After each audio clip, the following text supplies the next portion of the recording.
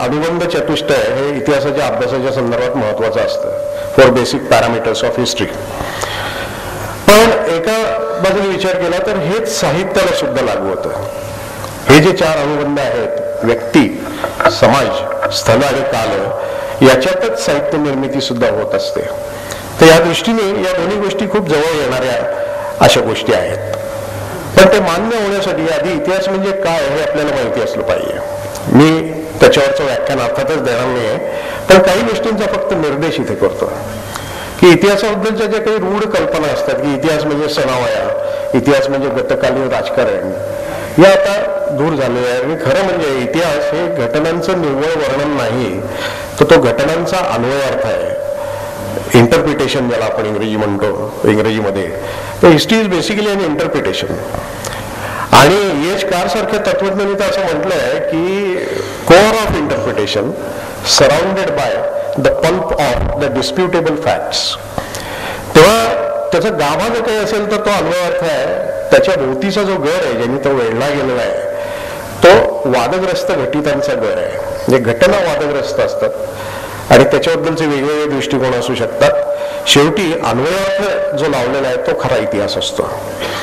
एकदा हे आपण समजून घेतलं की मग इतिहासातली वस्तुनिष्ठता, कारण इतिहास आणि साहित्याच्या याचा संबंध आहे असं म्हटलं तर इतिहासातले शास्त्रवादी आणि साहित्यातले कलावादी यांच्याकडनं त्याला फार मोठा विरोध होण्याचा संभव असतो. म्हणून मी हे मुद्दाम सांगतोय की एका पातळीवर संपूर्ण इतिहास हा मानवी विचाराचा इतिहास आहे. आता मी तत्वज्ञांची नावं सांगण्यात वेळ घालवत नाही, ते क्लासरूम लेक्चर देत नाही, पण मानवी विचाराचा इतिहास आहे.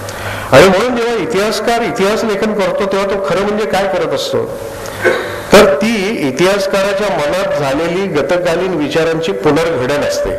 रिएनॅक्टमेंट of the past thought in the mind of the historian. थोडा इंग्रजीचा मनांना वापर करतोय कारण आपले डॉक्टर भैरप्पा याला थोडंसं मी काय दिशेने चाललोय याचा अंदाज त्यामुळे येऊ शकेल. तर अशा पद्धतीचा इतिहासाविषयी आहे. आणि इतिहास हा एका परीने वर्तमान आणि भूतकाळ याच्यात सातत्याने चाललेला संवाद आहे. ती भूतकाळाची कहाणी असेल पण ती वर्तमानाची गरज आहे. इतिहासकार जेव्हा इतिहास लिहितो तेव्हा त्याचा, ज्याला आपण इंग्लिशमध्ये कन्सर्न म्हणतो, त्याला तो मुख्यतः वर्तमानाच्या संदर्भात भूतकाळाचा विचार करत असतो. आणि असं करत असल्यामुळेच इतिहासाचं पुनर्लेखन वेळोवेळी करावं लागतं. जसजसा काळ बदलतो तसतसा इतिहासाकडे बघण्याचा दृष्टिकोन बदलतो. हे एकदा पाहिलं की म्हणून इतिहास हा 100% वस्तुनिष्ठ असत नाही. काही जण तसं म्हणतात. आमच्याकडे लिओपोल्ड फॉन रांकेचा संप्रदाय होता, शास्त्रवादी संप्रदाय, की जसं घडलं तसंच्या तसं सांगणं आणि त्यात 100% वस्तुनिष्ठता आणणं हे त्यांचं ध्येय होतं. इतिहासाच्या संशोधनात वस्तुनिष्ठता अपेक्षित असते, प्रयत्न तो असतो, पण इतिहासाची मांडणी आणि इतिहासाचा अन्वयार्थ हा मात्र पूर्णपणे व्यक्तिनिष्ठ असतो. कारण एका पातळीवर इतिहासकार हा प्रतिभावंतच असावा लागतो. इतिहास लेखन हे डिंककात्री लेखन नाही, ते एका विलक्षण प्रतिभेतून साकार होणार हे असं लेखन आहे. जसा एखादा महान कादंबरीकार आहे, एखादा महान कवी असतो, तो ज्या पद्धतीची एक निर्मिती करत असतो तशीच निर्मिती इतिहासकार हा करत असतो आणि ती सर्जनशील निर्मितीच असते. आणि म्हणूनच कुठेतरी ऑस्कर वाईल्डने असं म्हटलेलं आहे की any fool can make history but it requires a genius to write one. कोणताही मूर्ख इतिहास घडवू शकतो पण तो लिहिण्यासाठी मात्र असामान्यत्वच असावं लागतं. हे अगदी खरं आहे. सैद्धांतिक चर्चेत खूप न जाता मी एक उदाहरण देतो की इतिहासकार काय करत असतो. मराठीमध्ये वसंत बापटांची फार गाजलेली कविता आहे, मायकेल एंजेलोपनिषद. संगमरवरातून संगमरवर वजा केल्यावर संगमरवर राहायला पाहिजे, अशा त्याच्या 2 ओळी आहेत. नवकाव्य वाटतं काय आहे, कोडा आहे का काय असं वाटतं लोकांना, पण मायकेल एंजेलोची गोष्ट जर आपल्याला माहिती असेल तर त्याचा उलगडा होतो. मायकेल एंजेलो आपल्याला माहिती असेल की अतिशय श्रेष्ठ दर्जाचा चित्रकार आणि शिल्पकार. त्याला एकदा कोणीतरी असा प्रश्न विचारला की का रे एवढ्या सुंदर मूर्ती तू कशा घडवतोस. त्याच्यावर त्यांनी जे उत्तर दिलं त्यात सुद्धा त्याची प्रतिभा दिसते. तो असं म्हणाला, मूर्ती मी घडवतच नाही, मूर्ती ही दगडात असतेच, मी फक्त आजूबाजूचा अनावश्यक दगड बाजूला करतो. आता हे जे मायकेल एंजेलो म्हणाला, हे तो म्हणाला ठीक आहे, पण प्रत्येकाकडे मायकेल एंजेलोची नजर नसते. ती नजर कुठेतरी कलावंताकडेच असते. त्याला ती मूर्ती दिसत असते आणि तिथे त्याचं असामान्यत्व असतं. इतिहासाचा सुद्धा भूतकाळाचा जो विशाल भूधर आहे त्याच्यात सुद्धा इतिहासकार मूर्ती पाहतो. तेव्हा मूर्ती पाहण्याचं जे एक विलक्षण असामान्यत्व आहे ते इतिहासकाराकडे असावं लागतं. म्हणून कुठेतरी एखादे राजवाडे हेच इतिहासकार, एखादा टॉयनबी हाच इतिहासकार म्हणतो आपण, बाकी नुसते इतिहास लेखक असतात. तर हे एकदा आपण लक्षात घेतलं की इतिहास हे निव्वळ सामाजिक शास्त्र नाही, आम्ही शिकवतो ते सामाजिक शास्त्र म्हणून, पण इतिहास हे सामाजिक शास्त्र आणि कला साहित्य याचं एक रोचक असं मिश्रण आहे एकदी. आणि म्हणून इतिहासकार हा एका पातळीवर कलावंत सुद्धा आहे. एकदा ही भूमिका घेतली की इतिहास साहित्याच्या खूप जवळ येतो. आणि दुसरा भाग असा की साहित्य हे सुद्धा इतिहासाच्या संदर्भात फार अर्थपूर्ण आहे. इतिहासाकडे निव्वळ राजकीय कथा म्हणून बघण्याचे दिवस संपले. पास्ट पॉलिटिक्स ही फ्रीमनची व्याख्या 18व्या शतकातली होती. पण हिस्ट्री हे जर पास्ट पॉलिटिक्स असेल तर it is at the same time past society, past economy, past culture, past literature, past religion and so on. त्यामुळे जीवनाची सर्व अंग इतिहास व्यापत असतो. हे जर एकदा आपण लक्षात घेतलं तर साहित्य हे इतिहासाच्या संदर्भात फार अर्थपूर्ण बनतं. आणि म्हणून थोडस आपण साहित्य हे इतिहासाच्या संदर्भात का महत्वाचं आहे हे अगदी थोडक्यात त्याचा उल्लेख करतो मी, की साहित्याची निर्मिती प्रक्रिया आणि साहित्याची आस्वाद प्रक्रिया या ज्या दोन प्रक्रिया आहेत, creation and reception of literature, both these are basically social in nature. या दोन्ही सामाजिक प्रक्रिया आहेत हे लक्षात ठेवलं पाहिजे. तर या दोन प्रक्रियांशी संबंधित असणारे 4 मूलभूत जे घटक आहेत, एक म्हणजे भाषा, कारण भाषेशिवाय आपण व्यक्तच करू शकत नाही, लिहू शकत नाही. दुसरं म्हणजे लेखन, तिसरं म्हणजे वाचन आणि चौथं म्हणजे अनुभूती, ज्यातनं साहित्य निर्मिती होते.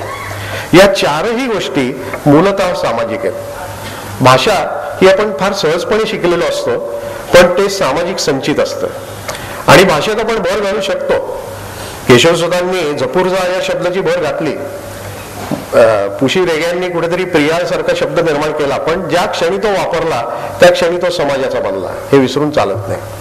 तर भाषा ही मुळात, कारण भाषेचा उद्देशच मुळी संवाद आहे. आणि जिथे संवाद आला तिथे सामाजिकता आली. मी अधिक विस्तार याचा करत नाही. लेखनाची क्रिया जी आहे, तर एखादा म्हणेल की मी स्वांतच सुखायला लिहितो, बरेच साहित्यिक म्हणतातच. नाशिक फडके म्हणायचे की साहित्यिक हा काही शंकराचार्यांचा भालदार चोपदार नाही, खरंय.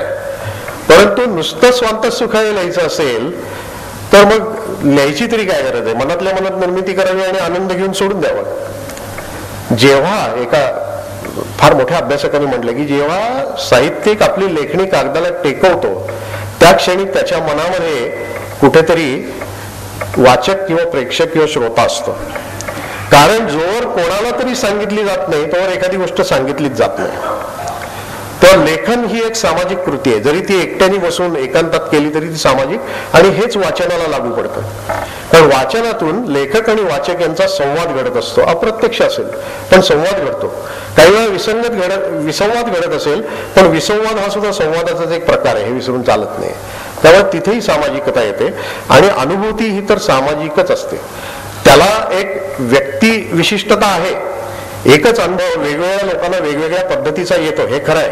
आणि त्या व्यक्तिविशिष्टतेमुळेच एकाच विषयावर भिन्न भिन्न प्रकारच्या कलाकृती निर्माण होऊ शकतात. परंतु कुठेतरी लेखकाच्या अनुभूती जी आहे त्याला त्याच्या सामाजिक परिस्थितीची पार्श्वभूमी असते, त्याच्यातून तो घडत असतो. कांदामुळा भाजी अवघी विठाबाई माझी, असं जेव्हा सावतामाळी म्हणतो तेव्हा कुठेतरी ज्या वातावरणात तो संत कवी वाढला त्याची पार्श्वभूमी असते. अशी अनेक उदाहरणं देता येतील, पण मी वेळेअभावी ती आत्ता देत नाही. पक्ष्यांचे लक्ष हवे गगनाला पंख नव्हे असं जेव्हा महानोर म्हणतात, किंवा फाटकी ही झोपडी काळी जमागे, अनेक आहेत उदाहरणं. तर लेखकाची प्रतिमा सृष्टी ही त्याच्या सामाजिक वातावरणातून निर्माण होत असते. आणि दुसरं असं की साहित्याचा आशय आणि साहित्याचा घाट किंवा रूपबंध याचं सुद्धा काळाशी कुठेतरी नातं असतं. म्हणून तर जे का रंजले गांजले त्यासी म्हणे जो आपुले, याच्याकडून कृतांत कटका मलध्वज जरा दिसू लागली याच्याकडे, आणि त्याच्याकडून नव्या मनोतीला नव्या दमाचा शूर शिपाई आहे याच्याकडे, आणि तिकडून कामगार आहे मी तळपती तलवार आहे इकडे, आणि तिकडून माणसाने गाणे गावे माणसाचे, असा जो मराठी कवितेचा प्रवास झाला, हा प्रवास म्हणजे निव्वळ अपघात नाहीये, त्याला काही एक सामाजिक आणि ऐतिहासिक संगती आहे. आणि म्हणून काळाचे सामाजिक परिस्थितीचे परिणाम साहित्यावर घडत असतात आणि साहित्याचे परिणाम समाजाच्या घडणीवर घडत असतात. म्हणून त्याचं अधिक निरूपण न करता मी एवढंच म्हणेन की साहित्याची दुहेरी वास्तविकता लक्षात घेतली पाहिजे. It is at once a social force and social product. Literature is basically a social force and social product. ती सामाजिक निर्मितीही असते आणि सामाजिक शक्तीही असते.